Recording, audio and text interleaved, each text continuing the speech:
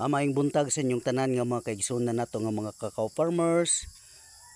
Karong buntaga atong pahisgutan ang clonal performances of cacao.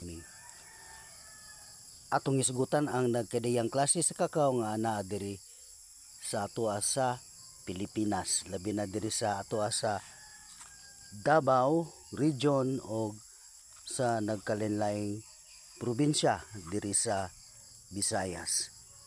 So mga kaigsunan, aduna kitay mga girekomendar nga mga cacao clones nga angayan nga mo'y atong itanom sa atoang mga cacao farm. So aduna kitay EF18, adunay W10, adunay BR25, adunay PG610, adunay PBC123, adunay CH02, CH01 o nagkalain-lain pang klase sa cacao nga registered or certified sa NSQCS. So atong hisgutan karon ang kadtong mga cacao nga nakuha nagdata, katong mga common nga mga natanom diri sa atoang nagkadayang farm sa Visayas o diri sa Mindanao.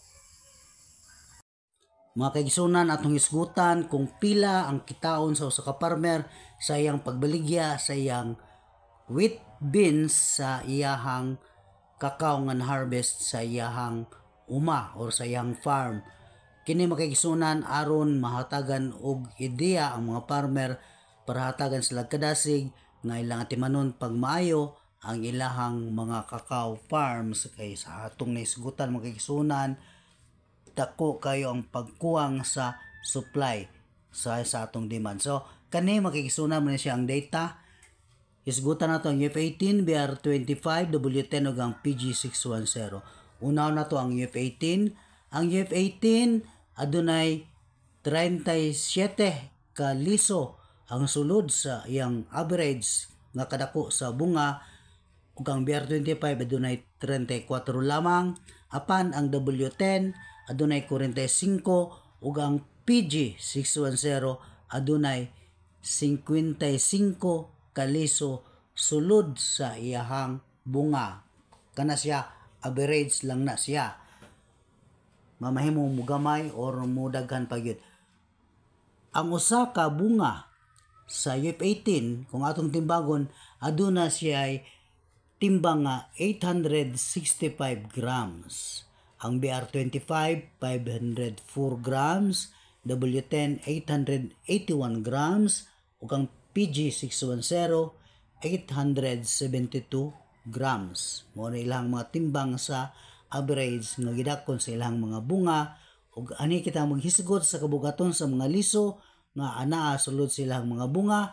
Ang UF18 ang iyang 37 ka liso adunay timbang nga 145 grams.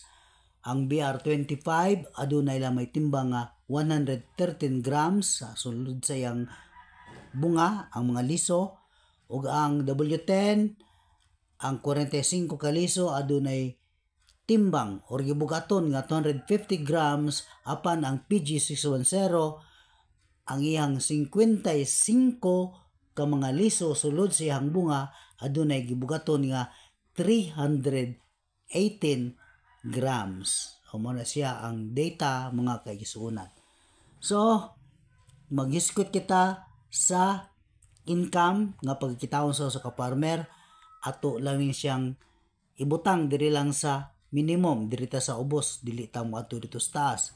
Kay wala ta kay balo nga basin og moubos na pod ang presyo sa cacao. So para safety ta, diri ta sa ubos nga ato ang pag-estimate.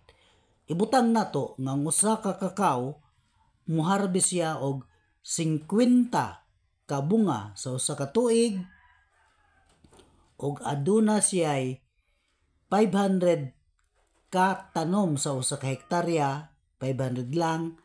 Diri lang tas katunga, dili ta dito sa 1,000 kaya atong pahisgutan diri man sa ubos-ubos nga pag-estimate. Og sa presyo diri ta sa tag 38 pesos ang kilo sa wheat beans, sa basa nga liso sa kakao, dili ta misgot sa karong presyoha 110, 115 kay wala ta kahibalo sa mga umabot. Para safety, diri lang ta sa ubos nga presyo. Ang usa ka farmer, kung misgot ta sa F18, kung maayo pagkatiman ang iyang cacao farm, sa usa ka hektarya niya, makatigom siya 3,625 kilos nga basa nga liso sa kakao sulod sa usa ka tuig. Kung ato na siyang ibaligya sa tag 38 ang kilo, mo income ang usa ka cacao farmer sa iyang usa ka hektarya nga adunay tanom nga 500 kilos, 137,750 pesos. Sa UF18 kung maayo siya pagka-manage sa iyang cacao farm.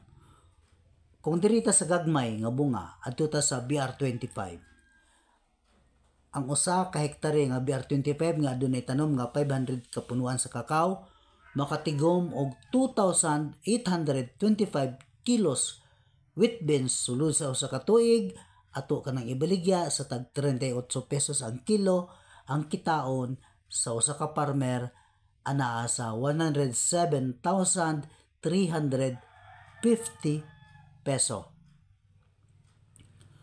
Ug kung ang usa ka farmer nagtanom siya og W10, mas dagko ni siya, ang usa ka hektarya nga cacao farm nga nagtanom og 500 ka produktibong kakao nga W10, makatigom kini og 6,250 kilos sa liso nga basa or wheat beans sulod sa usa ka tuig.